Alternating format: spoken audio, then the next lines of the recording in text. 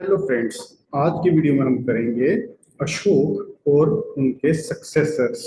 Last video में हमने Mauryan empire start की थी और उसमें हमने चंद्रगुप्त मौर्य और बिंदुसार को स्टडी किया था। अशोक की अगर हम बात करें तो इंडियन हिस्ट्री में अशोक के बारे में इंटरेस्ट क्रिएट होना शुरू हुए 1837 में। अब 1837 से पहले अशोक वॉज अ रूलर जो कि एक नेम सेक के तौर पे रूलर हुआ करता था, विच मींस इनके बारे में इतनी ज्यादा इंफॉर्मेशन अवेलेबल नहीं थी। अब 1837 में ऐसा क्या हुआ कि अशोक के बारे में इतनी ज्यादा इंफॉर्मेशन गैदर करना स्टार्ट की इंडियन हिस्टोरियंस द्वारा। अब 1837 में एक ब्रिटिश आर्कियोलॉजिस्ट जेम्स प्रिंसेप साहब ने एक इंस्क्रिप्शन जो लिखी हुई थी ब्रह्मी के अंदर, ब्रह्मी स्क्रिप्ट के अंदर इसे डिसाइफर किया। इस इंस्क्रिप्शन में उन्हें एक नाम मिलता है, दैट इज देवा नाम पिया पियादासी, जिसका मतलब है बिलव्ड ऑफ द गॉड्स या फिर गॉड्स को प्यारा। अब यहां से हमें अशोक के बारे में एक्चुअल में इंफॉर्मेशन मिलना शुरू हुई कि Ashok was not just a ruler in the Mauryan empire but he was one of the greatest ruler of ancient India. Ashok के बारे में जो इंफॉर्मेशन हमें मिलती हैं तो वो हमें डिफरेंट डिफरेंट सोर्सेज के थ्रू प्रोवाइड होती हैं, जिनमें कुछ बुद्धिस्ट सोर्सेज भी हैं या बुद्धिस्ट टेक्स्ट भी हैं, जैसे कि दिव्य वेदना और अशोक वेदना। ये दोनों बुद्धिस्ट टेक्स्ट हमें अशोक की मदर के बारे में इंफॉर्मेशन देते हुए बताते हैं कि इनकी मदर का नाम जनपद कल्याणी था, सुभद्रंगी के नाम से भी जानी जाती थी और धर्मा के नाम से भी जानी जाती थी। इसी तरह बाकी सोर्सेज भी अशोक की पर्सनल लाइफ के बारे में हमें काफी ज्यादा इंफॉर्मेशन देते हैं, जैसे उनकी वाइफ्स के बारे में। तो यहाँ पे सबसे पहले हमें मिलती है इनकी वाइफ महादेवी।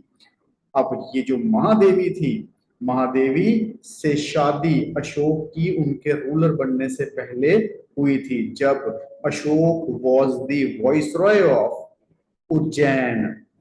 और वहां पे वॉइसरॉयल्टी के दौरान एक एरिया है विदिशा, वहां के एक मर्चेंट थे, उनकी बेटी महादेवी से अशोक को प्यार हुआ और इन्होंने शादी कर ली। महादेवी से इनको दो बच्चे हुए, महिंद और Sangamitra. Mahind was son and Sangamitra was daughter of Ashoka. इनका नाम इंपॉर्टेंट क्यों है? क्योंकि इनका बुद्धिज्म को स्प्रेड करने में, खास करके श्रीलंका के एरिया में स्प्रेड करने में काफी बड़ा कंट्रीब्यूशन है, जिसको हम आगे पढ़ेंगे, अगली स्लाइड में पढ़ेंगे। नेक्स्ट वाइफ या फिर आप कहें अशोक की जो चीफ क्वीन थी, दैट वाज असंधिमित्र। और सोर्सेज बताते हैं कि ये जो चीफ क्वीन थी, इनकी डेथ हुई in the 29th year of Ashoka's reign. Means Ashoka को रूल करते हुए जब 29 ईयर हो चुके थे, उस टाइम पे इनकी डेथ हुई थी, मैडम की डेथ हुई थी। एक और वाइफ का नाम मिलता है तिसरखा, जिसे कौरवकी के नाम से भी जाना जाता है। और यहाँ पे इनके बेटे थे तिवार। और तिवार के बारे में अगर मैं बात करूं तो ये अशोक के इकलौते बेटे हैं जिनका नाम हमें किसी भी इंस्क्रिप्शन में देखने को मिलता है। अब क्वेश्चन ये है कि भाई कौन सी इंस्क्रिप्शन है? तो हमें हमें मिलता है queen's edict. Queen's edict Allahabad में, जिसे हम आज की डेट में प्रयागराज बोलते हैं। और ये एडिक्ट इशू किया था कौरवकी ने, और इसी पे इनके बेटे का नाम लिखा गया है। तो ये इकलौते बेटे हैं जिनका नाम किसी एडिक्ट में हमें देखने को मिल रहा है। एक और वाइफ का नाम हमें मिलता है, that is Padmavati, and she was the mother of Ashoka son Kunal. ये कुणाल साहब एक सक्सेसर बने थे अशोक की डेथ के बाद, मींस अगले रूलर। फाइन। इसके साथ साथ हमें बुद्धिस्ट टेक्स्ट लाइक दीपा वंश और महावंश बोलते हैं कि अशोक ने अपने 99 ब्रदर्स को मारा था, जिसमें से एक भाई को अनहर्ड छोड़ा गया जिसका नाम था तिस। और ये दोनों सोर्सेस बोलते हैं कि इन 99 ब्रदर्स में जो क्राउन प्रिंस थे सुशिम, इन्हें भी मार दिया गया बाय अशोक। इसके अलावा अशोक का एक एडिक्ट हमें मिलता है जिसका नाम है मेजर रॉक एडिक्ट नंबर 13। ये एडिक्ट एक वॉर के बारे में बताता है, और ये वॉर अशोक की लाइफ के अंदर एक काफी इंपॉर्टेंट वॉर रही, बैटल रही।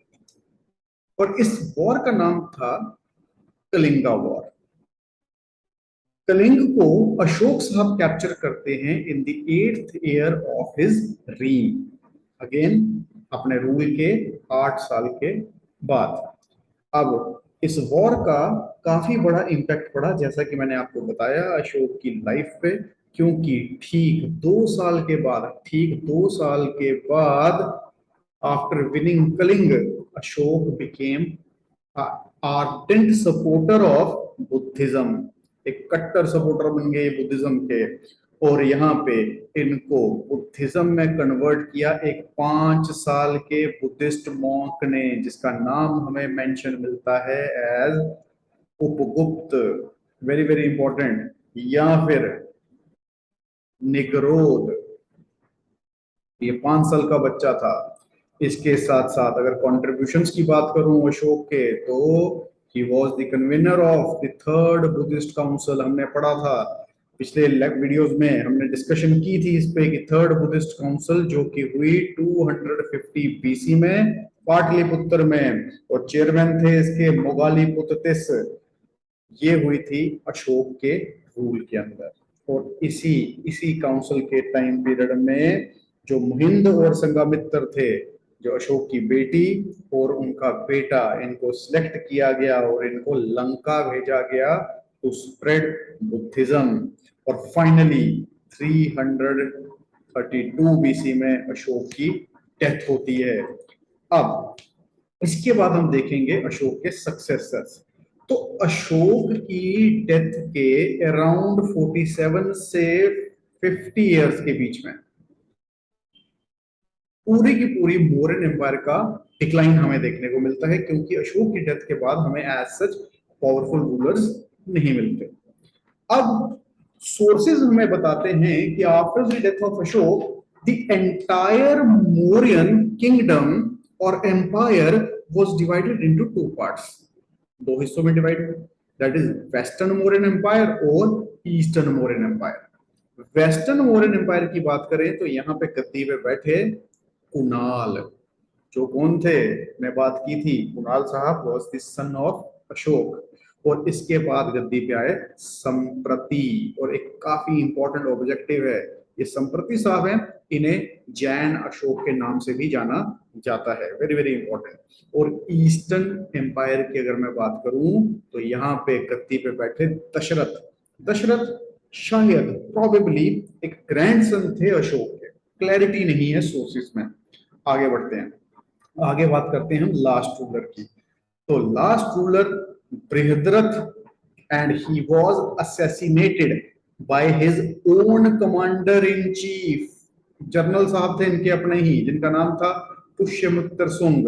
पुष्यमित्र सुंग अराउंड 180 बीसी में बृहद्रथ की असैसिनेशन करके मौर्यन एम्पायर का एंड करते हुए मगध पे शुंग डायनेस्टी की फाउंडेशन रखते हैं, वेरी वेरी इंपॉर्टेंट। कुछ इंपॉर्टेंट फैक्ट्स की अगर हम बात करें तो मौर्यन प्रोविंसेस और उनकी कैपिटल को देखना बड़ा इंपॉर्टेंट है हमारे लिए। तो ओवरऑल कैपिटल को मिला के टोटल 5 प्रोविंसेस में मुगल एम्पायर का डिवीजन हमें देखने को मिलता है। तो कौन कौन से प्रोविंसेस थे? उत्तरपथ, जिसकी कैपिटल तक्षशिला होती थी। अवंतीपथ, जिसकी कैपिटल उज्जैन हुआ करती थी।